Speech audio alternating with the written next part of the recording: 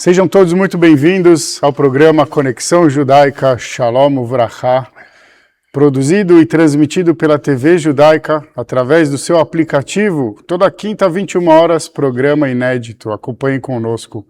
Hoje tenho prazer enorme, honra enorme, satisfação, admiração. Eu vou rasgar mesmo a seda aqui de receber Dr. Daniel Bialski, aqui eu tenho a honra também de poder chamar de amigo de alguma data já. E que é uma das pessoas que mais me inspiram na comunidade.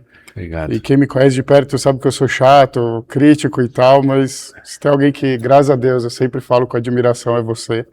Então, obrigado por ter aceitado o convite. Obrigado, Sami. Como você muito bem disse, acho que até mais do que amizade de longa data, em momentos tristes, não só da minha vida, mas em momentos alegres você estava perto, e eu vejo todo o trabalho que você faz também, e saiba que essa admiração é recíproca, e a comunidade judaica precisa disso. Que pessoas, cada um fazendo um pouquinho, a gente possa fazer mais para que a nossa comunidade se sinta protegida, porque o que a gente precisa no Brasil hoje é isso. Passou o 7 de outubro, a guerra acabou, mas as ameaças, o antissemitismo continuam e infelizmente vão continuar aí. Exato. Eu queria fazer a abertura do programa falando algo que você já introduziu naturalmente, que é o conceito talmúdico, que é pilar também da identidade judaica, Kol Israel Arevim Ze Laze. Todo Israel, todo membro do nosso povo é responsável um pelo outro. E eu pensei nesse conceito quando eu pensei em você, queria trazê-lo até para o conhecimento do público e para enriquecer essa nossa conversa. E não esperava diferente você abrir falando isso. Outro dia eu não me aguentei, te mandei um áudio falando que sinto que você é um pai da comunidade, literalmente aquele que está nos momentos mais importantes, mais decisivos, e que nos dá também essa segurança de olhar um guerreiro de perto e falar, puxa, quantas batalhas e quantas importantes vitórias. E o antissemitismo, como você diz, desde o 7 de outubro, ele está se engrandecendo muito e nos exigindo uma capacidade maior de reação. Você, nas suas ações, já dá um exemplo, mas o que você acha que a gente pode ou até deve melhorar, seja na nossa educação, no nosso diálogo, nas parcerias que a gente faz, enfim, para tentar mudar isso ou equilibrar esse jogo desproporcional? Uma coisa que você falou muito importante, né? Eu sou um guerreiro como temos vários. Então, eu fico feliz de fazer parte desse time. A gente criou um time, e eu lembro que o nome que o Claudio Lotenberg deu da Conib foi muito oportuno, que chama Guerra. Porque a gente estava numa guerra. A gente estava numa guerra em Israel, a gente estava numa guerra no Brasil, e a gente estava numa guerra virtual, que eu acho que é a mais difícil de vencer. Porque as pessoas, os inimigos, os antissemitas, os racistas, eles se prepararam para o momento. A gente não se preparou. A gente não se preparou para ter um 7 de outubro, como a gente não se preparou para ter um holocausto. Só que agora a gente está preparado. Esses 2 anos de sofrimento, com reféns sequestrados, com esse embate que a gente teve enorme de discurso de ódio, intolerância, as pessoas dizendo aquelas frases do rio ao mar, querendo pregar a extinção do Estado de Israel e, por consequência, do nosso povo, nos fizeram muito, muito, muito mais fortes. Muito mais fortes. E eu sempre falo isso para todas as pessoas da comunidade, em todo lugar que eu vou falar sobre isso. Acho que o princípio maior é que a gente tem que manter união. Eu posso estar aqui conversando com você, eu ter uma opinião e você ter outra. Mas se a partir do momento, estrategicamente, para a comunidade, a gente tenha que falar um terceiro discurso, a gente vai falar. A minha opinião pessoal vai ter que ser vencida, a tua vai ter que ser vencida, mas para a comunidade, para fora, a gente vai ter que obedecer isso para que a gente possa continuar unido e possa proteger a comunidade. E por isso eu critico tanto algumas pessoas que eles não medem esse tipo de coisa. Eles praticam alguns atos sem pensar na consequência. Eu vou tirar porque está caindo. Na consequência que isso pode ocasionar. Elas falam para a imprensa, Elas falam para querer aparecer e falam coisas que elas não sabem, por exemplo, que a gente trabalha. Quando eu falo a gente, eu estou falando todas essas pessoas que fazem parte ou que fizeram parte dessa questão de liderança. Porque a gente falou com político, a gente falou com polícia, a gente falou com o Ministério Público, a gente falou com a Justiça, a gente falou com a sociedade, a gente falou com pessoas que eram antipáticas para que a gente pudesse ter um conforto maior a respeito disso. A segunda questão, que também é tão importante quanto, a gente não pode e não deve ter qualquer vergonha de ser judeu. Eu não tenho que ter vergonha de usar kippah, eu não tenho vergonha de sair com a camisa de Israel ou com a minha Magen Davi exposta. É um direito nosso aqui no Brasil. Eu posso professar a religião que eu quiser. E como a gente pertence à comunidade judaica, eu posso professar minha religião de forma aberta, de forma livre, sem qualquer tipo de preconceito. Não só eu, mas como qualquer outra religião, ainda que seja uma minoria. E isso tem que ser respeitado. Isso é uma pauta que a gente, desde o minuto zero, a gente vem falando. Independentemente do que acontecia na guerra, a nossa maior preocupação aqui o que era. E o que é ainda é que o antissemitismo fosse freado, que ele não crescesse, que cresceu demais. Político ia na televisão dizendo, vamos boicotar os judeus, político ia na televisão para falar, criticar Israel só pelo fato de serem judeus, e as pessoas, as menos cultas, eu vou dizer assim, elas confundiam muito judeus e Israel.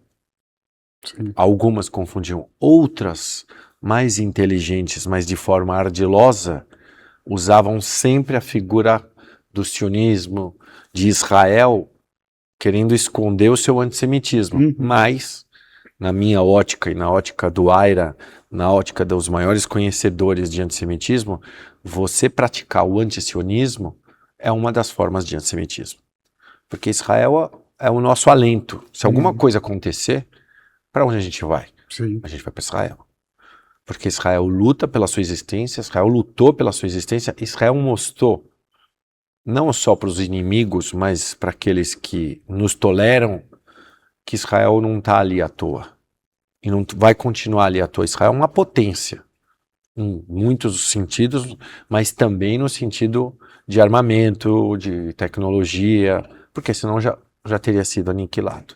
Então, a diferença que eu falo do 7 de outubro para o Holocausto, são duas tragédias, em números também.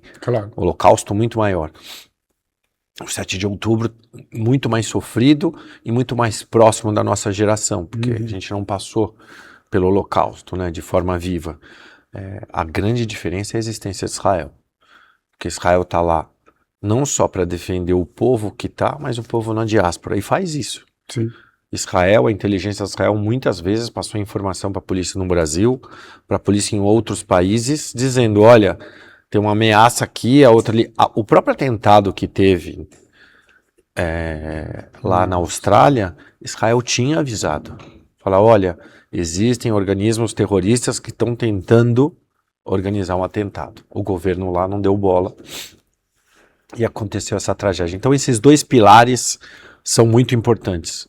Manter a união e nunca ter vergonha de ser judeu. Muito bom. Eu sempre digo que o libelo de sangue principal hoje é o antisionismo ou contra o nosso direito histórico recente e antigo de estar em Israel. E agora a pergunta também é um pouco a inversa que eu queria te fazer. Até o Holocausto eram o descontentamento de fazermos parte de uma sociedade que mal nos tolerava, né? A partir do iluminismo começou a mudar um pouco, mas ainda tinha muito antissemitismo. Para depois rapidamente se tornar os ilegítimos nas suas terras e voltem para onde? Para onde expulsaram a gente. Quer dizer, a nossa história é sempre um recorte e a narrativa do recorte, de repente, ela sai, pelo menos assim, abriu meus olhos para o mundo que a gente vive, sai exclusivamente de cima de nós e começa a ser usada também de outras maneiras para influências, né? Então, como que a gente precisa, qual chamado melhor dizendo, que a história, o que Deus está dando para o nosso povo? Porque a gente viu isso acontecer em Israel antes do 7 de outubro, muita divisão, depois ainda teve, óbvio, mas aquele espírito israelense, todo mundo se unindo, as cozinhas, fazendo comida kasher, independente de concordar ou discordar, se ele tem uma comida mais restritiva, vamos fazer, vamos se unir, e é o que a gente tem de melhor, né? Eu vou responder tua pergunta contando alguns fatos, né? Eu fui para Israel muito depois do 7 de outubro, né? Eu fui, no total, foram 9 vezes. Eu fui com amigos, eu fui com políticos, eu fui com jornalistas, eu fui com influencers, fui com pessoas do Poder Judiciário do Brasil. E o intuito da gente ir era justamente para que essas pessoas olhassem com seus olhos e sentissem ali pessoalmente o que tinha acontecido, para não acreditar no que a imprensa narrava, que geralmente era algo distorcido, porque o jornalista narrava algo contra Israel se ele fosse um político mais de esquerda e a favor de Israel se ele fosse um político mais de direita. Então a gente tentou pegar pessoas de todos os lados para que eles vissem aquilo, para voltar para o Brasil e dizer assim, pera um pouquinho, isso aqui está certo, isso aqui está errado.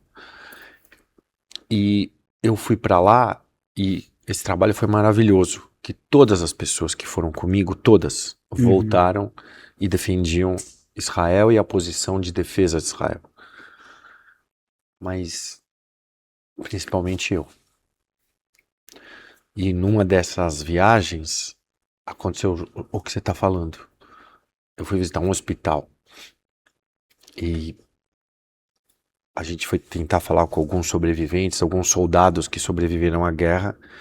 Então tinha um super empolgado que ele tinha perdido num bombardeio uma parte da perna e o que ele queria mais era colocar uma prótese para poder voltar para a guerra. E aí tinha um outro que a gente foi tentar visitar e ele falou que ia receber a visita. Quando a gente chegou na porta, ele falou, não quero receber a visita de ninguém.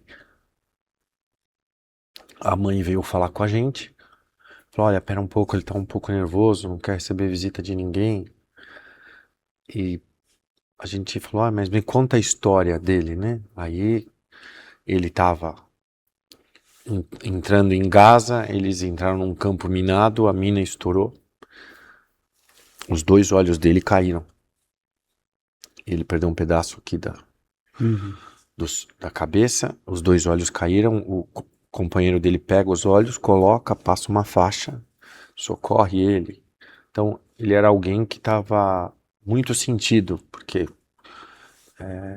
tudo que ele mais gostava de fazer, ele não ia poder fazer. Não ia poder mais enxergar, ele adorava jogar futebol, não ia poder jogar futebol.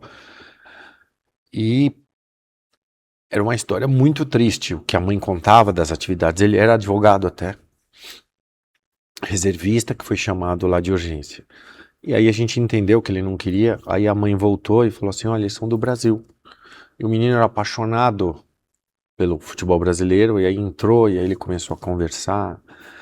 E aí a gente viu todo o sofrimento dele, a vida do pai dele, a partir daquele momento que o filho foi socorrido, era percorrer o mundo para tentar achar alguém que fizesse a ligação do nervo óptico novamente aos olhos para que ele pudesse enxergar.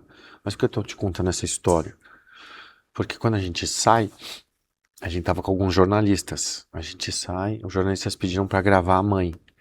E a mãe falou isso que você está falando. A mãe falou... infelizmente meu filho passou por tudo isso, mas ele está vivo. E é uma obrigação nossa, enquanto povo judeu, defender a nossa terra. Porque no passado a gente não tinha terra. E aconteceu o que aconteceu. Hoje a gente tem a terra. Então não só meu filho, mas eu e todo mundo tem que defender essa terra. Para que o povo judeu possa continuar e para que a gente possa ter um lugar para chamar de casa.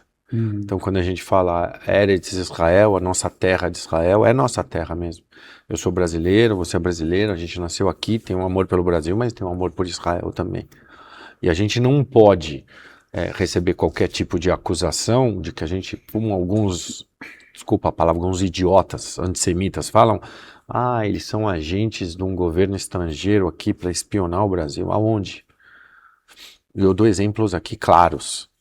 A gente tem o melhor hospital do Brasil, que faz trabalho social e voluntário, atende quantas pessoas da comunidade maior?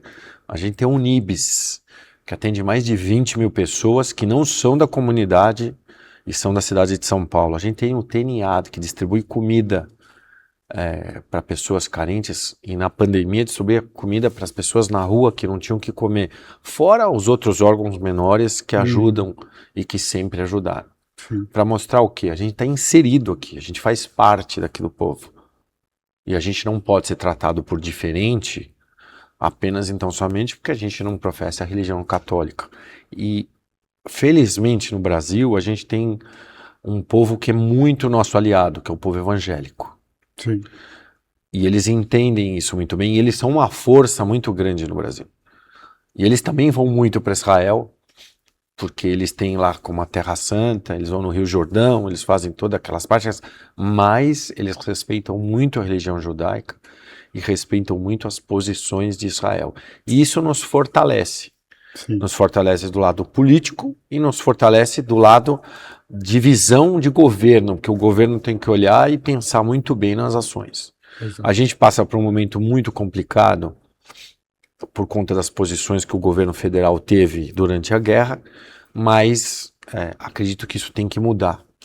A gente tem que conseguir uma interlocução, porque a guerra não é mais um empecilho. Qual é o nosso problema aqui? Nosso problema é o antissemitismo, que é gigante nas redes sociais, que você encontra em todo lugar. Eu já fui vítima de antissemitismo, conheço um monte de gente que foi vítima de antissemitismo, e a gente não consegue, nem a polícia consegue ir atrás de todos. A gente tenta.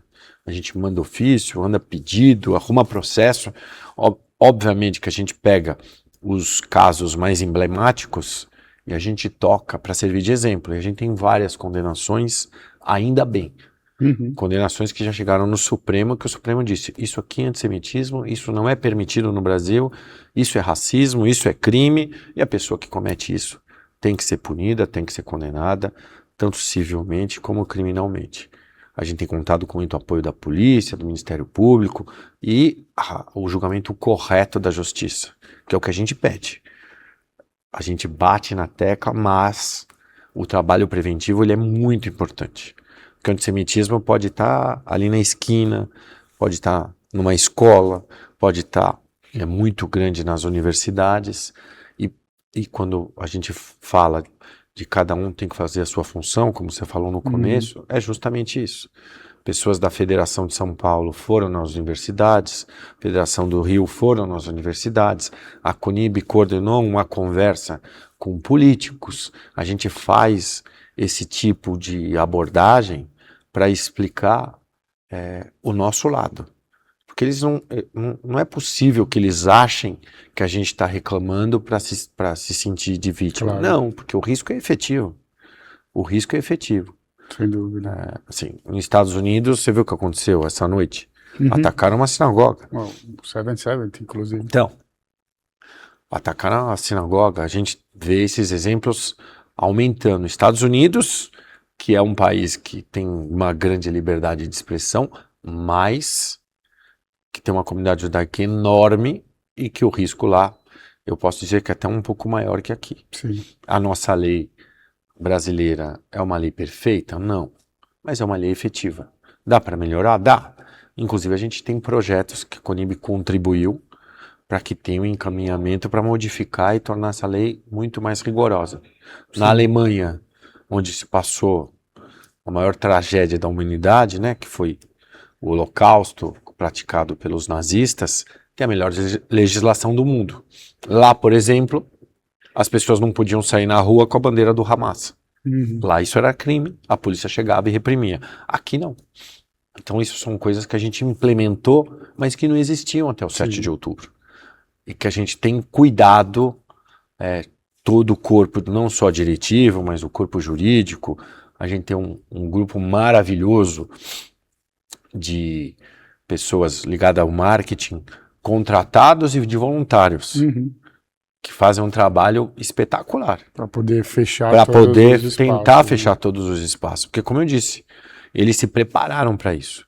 Eles atacam Israel, eles praticam os atos de crueldade e ao mesmo tempo eles ficaram esperando Israel Já retalhar. Quando Israel retalhou para evitar bombardeio, eles começam a na lançar frente midiática.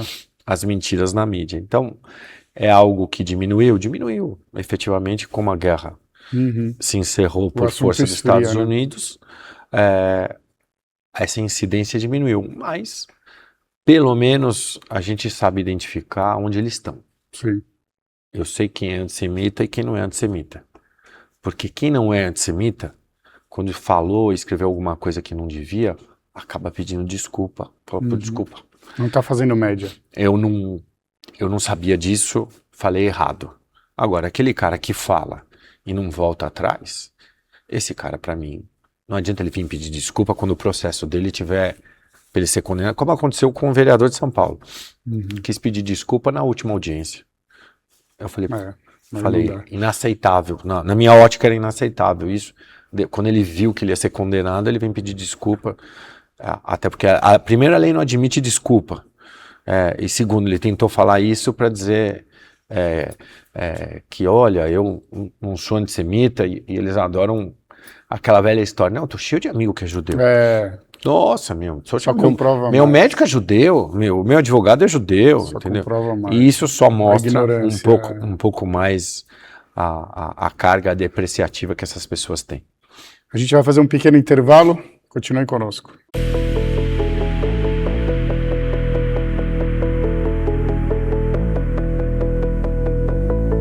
Para não ficar de fora e poder assistir 24 horas por dia a TV Judaica, baixe agora mesmo o aplicativo em seu celular, disponível na App Store e Google Play. E assista também em sua Smart TV, direto da loja de aplicativos do seu aparelho, totalmente gratuito. TV Judaica, a primeira televisão judaica brasileira.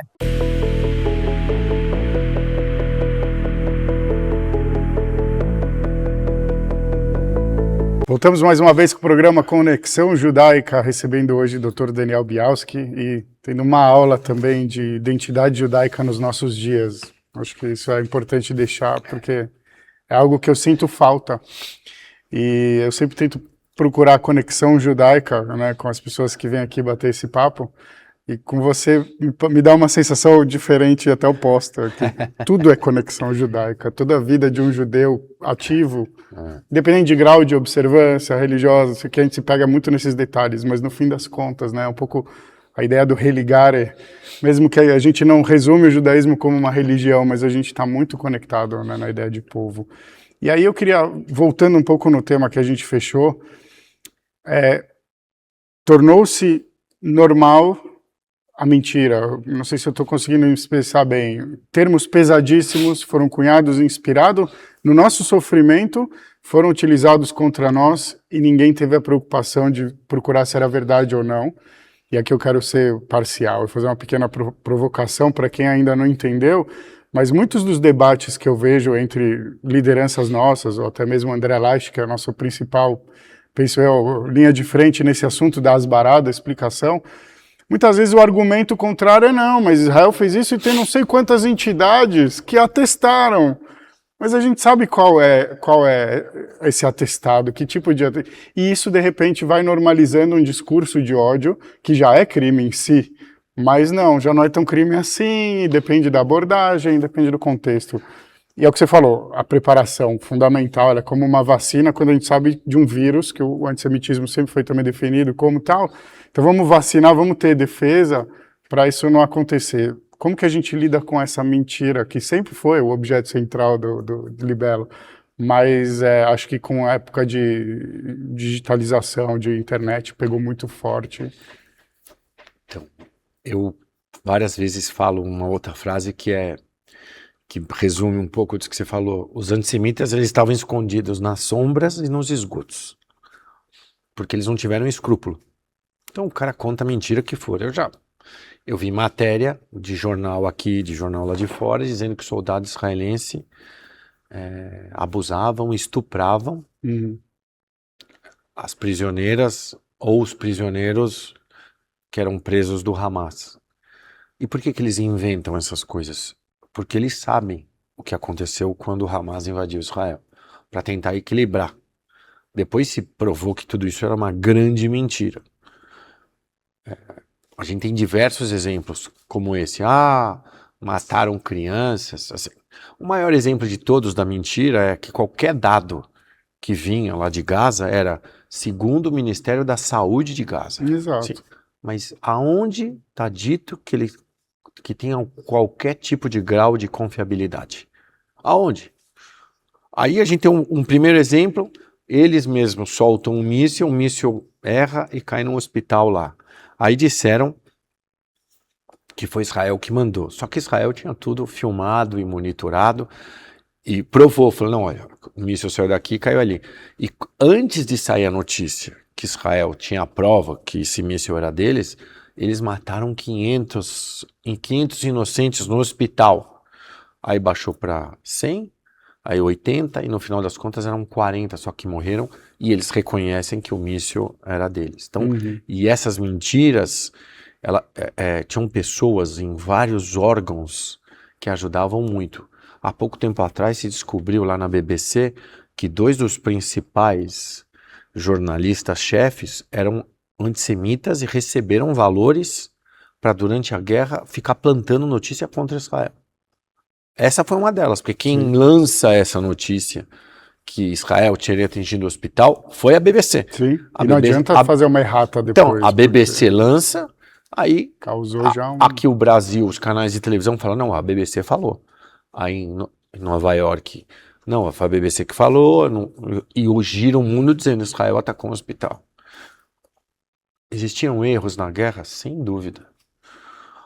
Tanto existiram erros que acho que o que mais deve doer para Israel e para os soldados é que naquela de invadir os territórios, não sei se você lembra, 3 reféns acabaram escapando e fugiram e correndo em direção aos soldados e eles foram mortos pelos próprios soldados israelenses. Sim. Acho que esse é o erro que mais dói. Mas existiram outros erros? Existiram. Mas como não só o André falou, mas o próprio coronel Rafael sempre fala, o major Rafael sempre fala, Israel é o único exército do mundo que vai atacar um lugar e avisa. Falei, olha, tira a população civil daí que eu vou invadir aí para destruir armamento, para destruir base militar, para destruir túnel, porque isso aí é utilizado como terrorismo contra Israel. E a vida é preservada. E a vida é preservada. E a guerra, Israel, se não foi bombardeado todos os dias, foram quase todos os dias. E o que Israel faz? Fica esperando? Pois é. Sim. Se defende. Tem um sistema de defesa aérea espetacular, mas falha.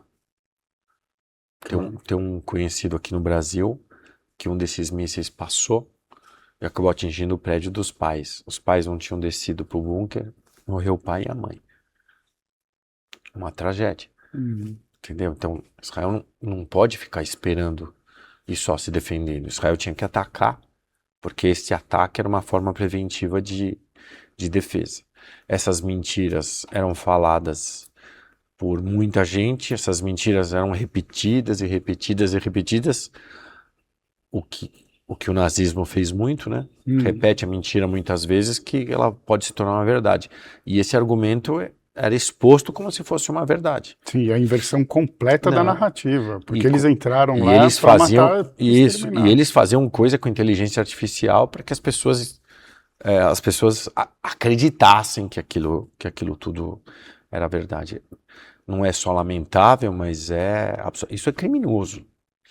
Isso é criminoso.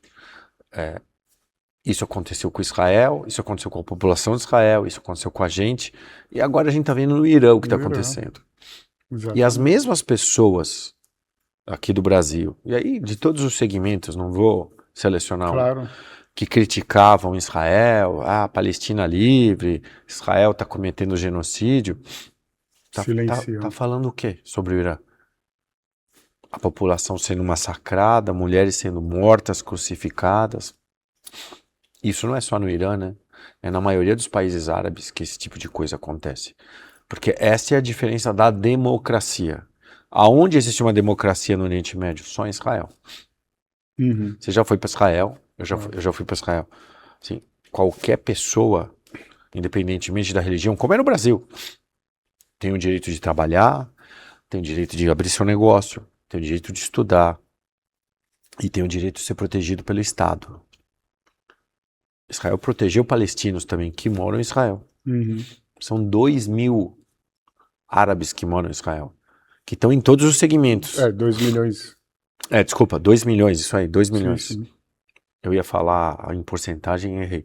2 milhões que moram lá. A gente visitou os hospitais, não sei se você sabia isso, a maioria dos enfermeiros são árabes.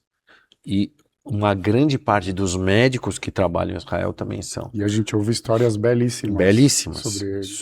Dos dois lados. Dos dois lados. Da convivência. Da mesmo. convivência que tem que ser harmônica, a convivência que tem que ser pacífica. Israel não quer brigar com ninguém. Só que Israel... Por que Israel? As pessoas... Eu vi uma pessoa falando, mas por que Israel tem tanta arma? Por que Israel tem sistema de defesa aérea? Porque se não tivesse, já tinha sumido do mapa. Exatamente. E a gente acaba aqui no Brasil recebendo os reflexos de tudo isso, porque quando Israel faz qualquer tipo de coisa lá, e por o governo ser um governo de direita, olha, tá usando a força para as coisas, para impor seu poder, para impor sua hegemonia. Aí vem aqui as críticas dizendo, olha, são fascistas, são isso, são aquilo. Mas falar daqui de longe é muito fácil. Eu falo até para as pessoas da comunidade que falam de Israel, que criticam Israel, que criticam o governo de Israel, eu falo, vai lá ver o que está acontecendo, vai falar com o soldado, vai falar com a mãe daquele soldado que eu conversei, vai falar com as pessoas que estão lá perto. Exato. Vai falar. O ideal era não ter tido Vai falar com nenhuma, um parente de um refém. Imagina, tem gente lá que ficou 200, 300 dias sem ver a luz do sol. Pois é. Um desses reféns veio para cá e ele usou muito o nosso preceito judaico de pensamento positivo, né? Em todas as palestras que ele fez, eu fui em 3. Ele falava do que ele passou, com poucos detalhes, aí ele virava a página. Nosso aprendizado. Exato. Entendeu? Ele fala do aprendizado e ele até contou, eu não lembro em qual dessas ele contou, que uma vez ele estava rezando, pedindo, ele rezou e rezou e rezou, no dia seguinte chegaram e falaram, olha, você vai ser trocado. Ele com um amigo dele, os dois, ele acabou encontrando com o amigo, e os dois acabaram sendo trocados por criminosos. E que também é uma coisa absolutamente injusta. Você pega pessoas civis que foram sequestradas, trocadas por criminosos que tiveram julgamento, que tiveram direito de defesa e que foram condenados por um tribunal imparcial por cometerem atentados, por matarem inocentes. Exato. E Israel é obrigado a fazer essa troca, porque Israel preserva a vida, a religião judaica preserva a vida. Se a gente salva uma vida, a gente salva o mundo, né? A gente leva isso sempre na nossa cabeça, a gente leva isso para a nossa vida, mas independentemente disso, eu não posso aceitar que as pessoas queiram que eu morra de amores, ou que eu respeite não só esses intolerantes que praticam discurso de ódio, que contam mentiras, que são antissemitas, e que provavelmente, muitas vezes, estão motivados até por ajuda financeira. Sim, infelizmente, né? A gente viu todo o espetáculo, a flotilha, não sei o quê, e agora, como você falou, o contraste desse silêncio.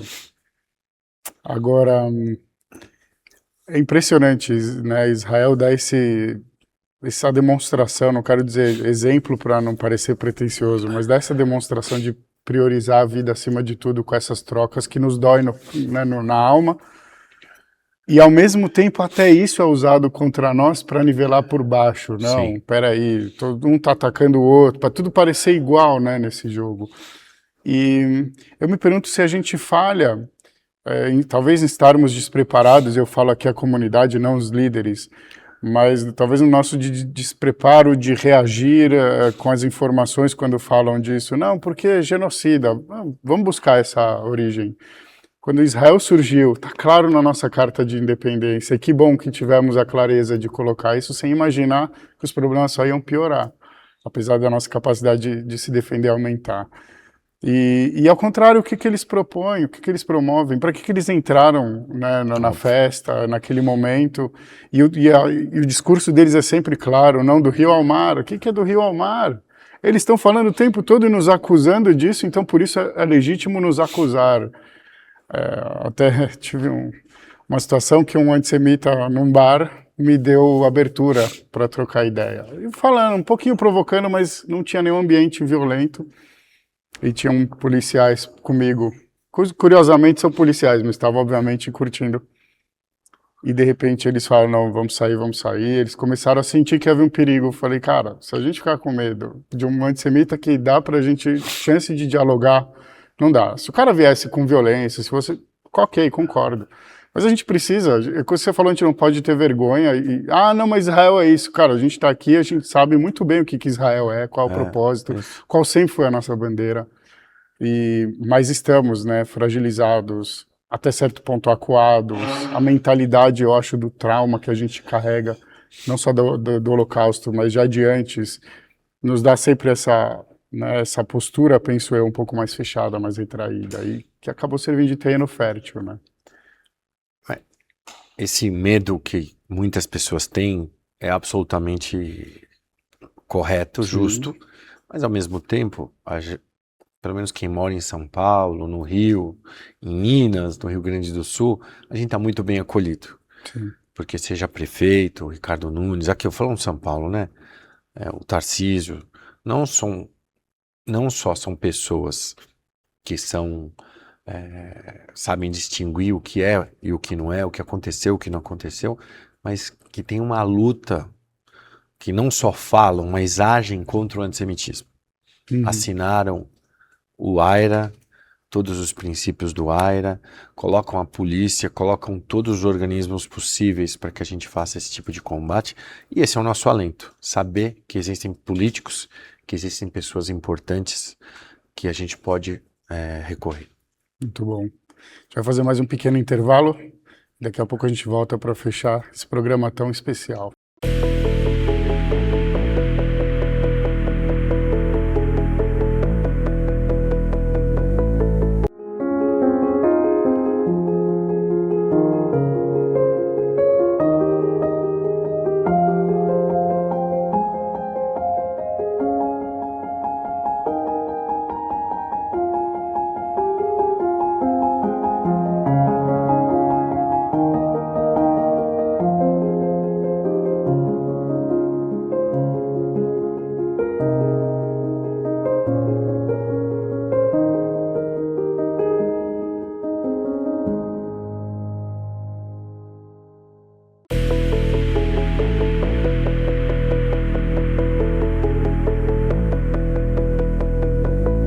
Voltamos mais uma vez com o programa Conexão Judaica, e agora no nosso último bloco eu queria te perguntar, um ano marcante como esse, futuro do Brasil tá sendo decidido, saindo um pouco dessa coisa binária, polarização e tal, que eu acho importante até para a gente entendê-la, mas saindo disso, como que a gente pode, enquanto judeu consciente do que a gente vive, dos nossos riscos, quais são os critérios que a gente deve utilizar para escolher?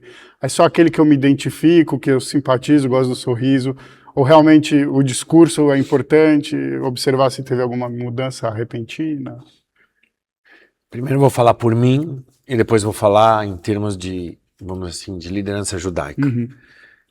Eu sempre falei e sempre levei que um critério muito importante para eu escolher quem eu acho que eu quero que me represente seja alguém que tenha princípios claros, mas a questão judaica é muito forte para mim. A pessoa não precisa ser um defensor extremo de Israel e da comunidade judaica. A pessoa tem que ser alguém justo, alguém que não vai permitir que atos de violência física, moral, e aí eu estou falando de antissemitismo, de racismo, aconteça comigo ou com as minorias no Brasil.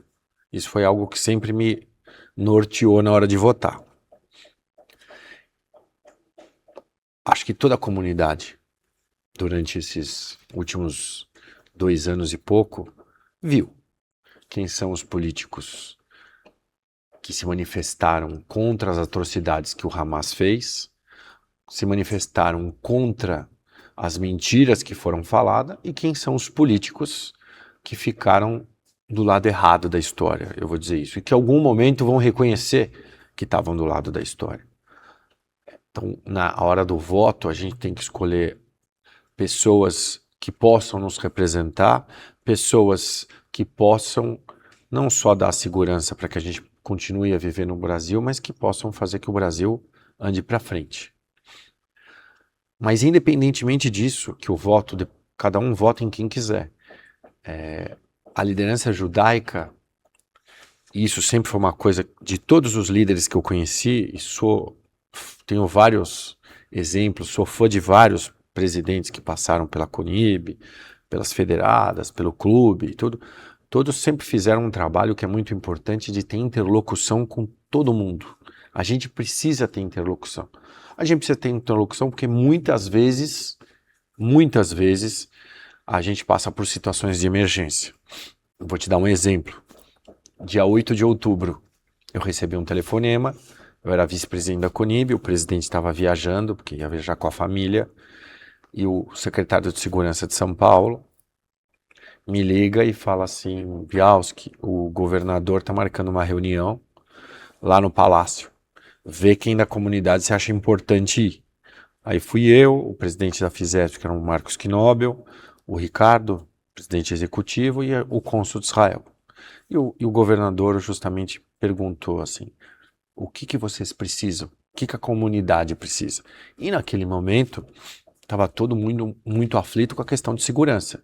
Por quê? Porque o Hamas atacou Israel e avisou, eu vou atacar as comunidades judaicas pelo mundo. Eles falaram isso em várias entrevistas, convocaram. Então, naquele momento, a gente precisava pelo menos de uma polícia ostensiva para nos proteger. E isso aconteceu em todas as sinagogas. Tem uma ocorrência, no dia 7 de outubro, era Simchat Torá, a sinagoga do Itaim, o Rabino Yossi. De manhã eu estava lá, porque eu ia rezar isso para o meu pai, falou, olha, a gente vai cancelar. Falei, não, vocês não vão cancelar. É isso que eles querem. Você não vai cancelar? Não. E aí, naquele momento, eu consegui falar com pessoas da polícia, ele teve um reforço policial ali, ele fez o Simchat Torá para mais de 1.000 pessoas. Então, é isso. A gente não pode deixar de fazer as nossas coisas pensando no mal que alguém pode fazer pra gente. Na questão política é igual. Então, o que eu quero? Óbvio que eu prefiro que os políticos que eu tenho mais empatia, que comulgam das mesmas ideias do que eu, sejam os eleitos. Mas se não forem, eu preciso de um político que possa ter interlocução para que em momentos de emergência, como aconteceu, possam receber a comunidade e falar, olha, aqui eu não vou permitir isso, aqui eu não vou permitir perseguição, aqui eu não vou permitir antissemitismo, vou colocar força pública. E aí eu estou falando poder executivo e poder policial para proteger a comunidade. Então é muito importante que todo mundo da comunidade pense nisso. A gente tem amigos que vão ser candidatos, a gente tem pessoas da comunidade que vão ser candidatas. A gente não tem nenhum representante. Você sabia disso? Não tem um deputado judeu na Câmara dos Deputados em Brasília. A gente não tem nenhum deputado judeu na Assembleia Legislativa. A gente não tem nenhum vereador aqui em São Paulo. A gente tem um vereador no Rio. Acho que tem um em Porto Alegre.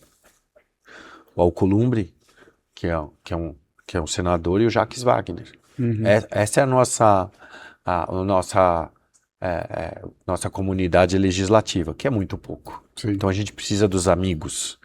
A gente precisa de amigos nessas casas para que usem a voz para nos defender. Que usem a voz não só para nos defender, mas também para nos proteger de eventual mal que algumas pessoas possam propagar. E aqui eu não estou falando de direita ou de esquerda, porque o mal pode vir de qualquer lugar. Eu estou falando de pessoas mal intencionadas que tem em todo lugar. Sim. Eu quero viver em paz, você quer viver em paz, eu quero um Brasil melhor para os meus filhos, para os teus filhos, para toda a comunidade, um tikkun olam, que é o que a gente prega, né? Para todo mundo, porque que no futuro esse tipo de coisa não existe. Se você fosse perguntar 5 anos atrás para alguém, você acha que Israel pode ser atacado? Não, impossível, ninguém vai atacar Israel, de jeito nenhum, não vai. Eu já encerro para contar isso, eu tive em Israel em setembro, final de agosto, começo de setembro de 23, com deputados. Um mês antes. Um mês antes. E aí eu lembro que a gente fez vários passeios e das pessoas que estava com a gente, que era um general aposentado, falou assim, olha esse binóculos, ó, daquele muro para lá é o Hamas. O maior desejo deles é invadir Israel. E por que eles não invadem?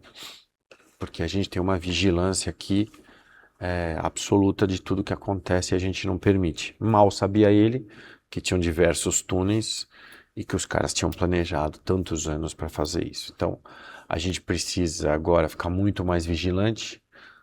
Não, lá eles já estão, né? Mas aqui também. Então, qualquer pessoa que seja vítima de antissemitismo, se você escutou um comentário antissemita que você desconfie que de fato tem uma carga preconceituosa, denuncie, tem as federadas, a FISESP, a FIERJ, tem a CUNIB, a gente tem canais próprios. Se você não quiser aparecer, a tua denúncia continua anônima, para que a gente possa não só pedir para a polícia monitorar essas pessoas, mas pedir punição, se efetivamente eles praticarem algum ato. Muito bom. Muito importante, né? As pessoas saberem o que fazer e como se posicionar, e que não precisa nem ser judeu para denunciar um ato de antissemitismo. Até porque, para nós, e eu falo isso para pessoas que estudam judaísmo ou buscam judaísmo comigo, o judeu consciente, ele não aceita nenhum tipo de perseguição, de intolerância. Contra ninguém. Porque a gente já teve nesse alvo tantas vezes e aprendemos da pior maneira que isso é inaceitável. Então, a gente precisa evitar a qualquer custo, né? É isso. Como você falou, né? E dessas vezes que eu fui para Israel, eu fiz bons amigos, deputados, jornalistas, e nenhum deles era judeu. Uhum. E eu vejo muitas vezes eles nos defendendo muito mais do que pessoas que deveriam nos defender. Deveriam, por uma questão histórica... E até de sobrevivência. Isso. Então eu fico feliz, por um lado, de ter feito tantos amigos, mas é uma tristeza enorme. As primeiras vezes que eu fui para Israel, realmente foi algo que eu nunca mais vou esquecer na minha vida. E quando a gente fala no 27 de janeiro, né? Esse ano foi 25, Uhum. a recordação. Quando a gente fala Holocausto nunca mais, tem que ter um 7 de outubro nunca mais, que a gente não tenha que passar de novo por qualquer tipo de tragédia em qualquer lugar. Exatamente. E o nível de ódio e crueldade, né? O nunca mais a gente associa muito aos fatos em si, e a gente precisa mostrar para as pessoas aí fora que tudo que prepara, tudo que dá condições para que isso venha acontecer, tantos anos. Me lembro, anos atrás, eu fui com a minha esposa na faculdade de Direito, no Largo São Francisco, para buscar, acho que, o diploma de mestrado dela.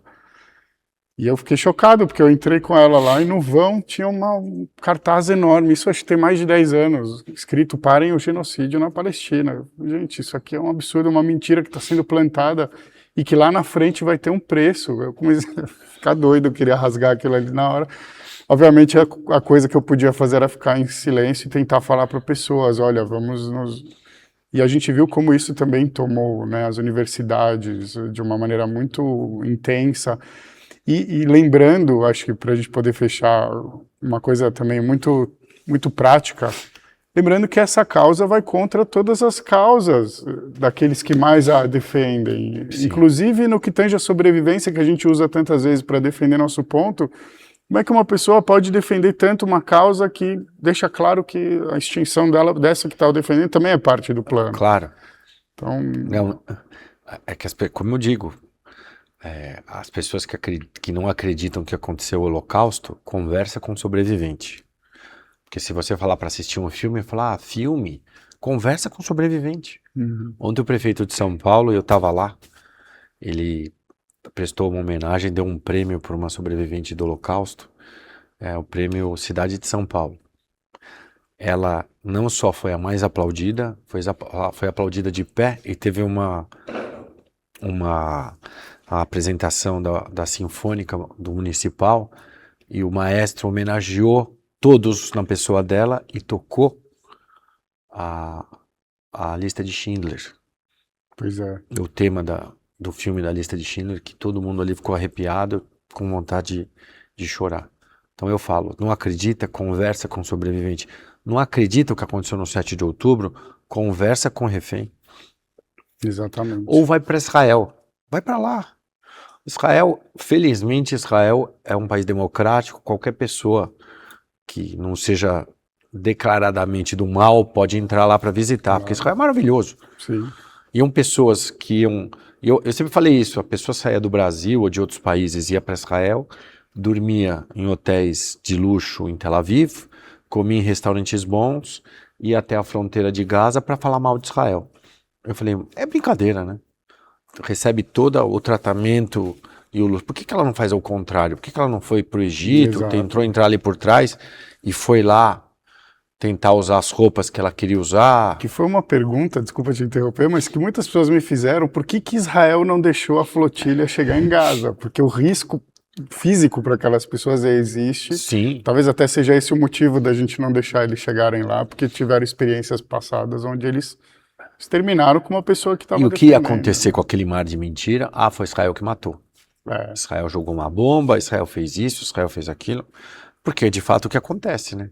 Toda a culpa colocavam em Israel. E o maior exemplo que aquilo tudo era uma farsa é que eles foram lá, ficavam levando lá uma viagem, 2 viagens, e lá para falar do Irã, esse pessoal sumiu. Por que sumiu? Porque se descobriu depois que quem financiava as viagens era o Irã e os grupos terroristas ligados a ele. Mas... E assim, quando a gente fala de paz, ou 2 estados, enfim, eu falo, beleza, eu vou poder passear lá? Porque eles já podem passear em Israel, como você falou, um país livre, onde, a menos que a pessoa queira fazer mal, ela não entra. Quantas pessoas entravam de Gaza até a guerra para trabalhar? Para trabalhar, Israel se expondo a um risco. E agora, vai ter um Estado lá, vai ter democracia, vai ter liberdade, ou vai ser mais um Irã? Nunca. Como a gente consegue dormir com o Irã vivendo o do absurdo lado que vive e ainda ajudar a promover? Eu sou a favor, eu já reconheço. Israel, eu não sei se você chegou a ir lá, Israel fornece água tratada, sem sal. Israel fornecia energia. Pois é. Todos os suprimentos entravam por Israel. Sim. Ou seja, e aí você escuta falar,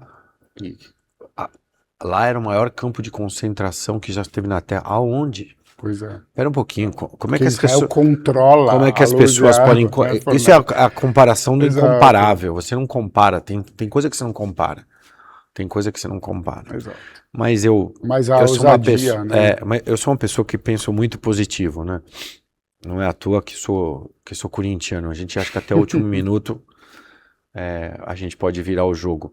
Eu penso muito positivo e penso que tudo vai melhorar no Brasil, em Israel, no mundo, que todas essas mudanças que estão acontecendo, apesar de um radicalismo aqui, um outro radicalismo ali, essas mudanças são para que nos próximos anos a gente possa ver uma convivência mais harmônica, que a gente tem aqui no Brasil. Sim. O Brasil é um exemplo de convivência harmônica. Eu tenho amigos que são católicos, evangélicos, que são árabes católicos, árabes muçulmanos, e eu me dou muito bem com eles. Então é isso que eu espero, é isso que eu rezo todo dia, é isso que eu peço. Então acho que esse tem que ser o nosso pensamento para que a gente possa continuar vivendo aqui e sabendo que a gente pode não só ter proteção a nós mesmos, mas às pessoas que a gente ama. Legal. E obrigado pelo convite de novo. Imagina, eu te peço que continue muito tempo fazendo esse trabalho, inspirando a todos nós, e que a gente possa também, se inspirando em você, levar isso adiante, porque cada judeu hoje é um totem que pode ajudar a combater, a responder, a informar melhor as pessoas, e a gente está aberto a trocar ideia, a gente não quer violência. É isso. Sempre ficou claro. Obrigadíssimo, querido. Obrigado obrigado ao Carol, toda a equipe aí, sempre é um prazer estar aqui, sim. É um tema que eu não gosto muito de falar, mas infelizmente a gente é obrigado a falar. Exato. Eu estou sempre à disposição. Valeu. Quando for preciso. Muito obrigado a todos que acompanharam com a gente esse programa e estão sempre acompanhando a TV Judaica. Baixe o aplicativo, é gratuito na sua TV, no seu telefone. Acompanhe as redes sociais também. E depois de algumas semanas, quando é exibido o programa inédito, ele vai também para o nosso canal do YouTube, TV Judaica, sempre juntos. Shalom para o mundo.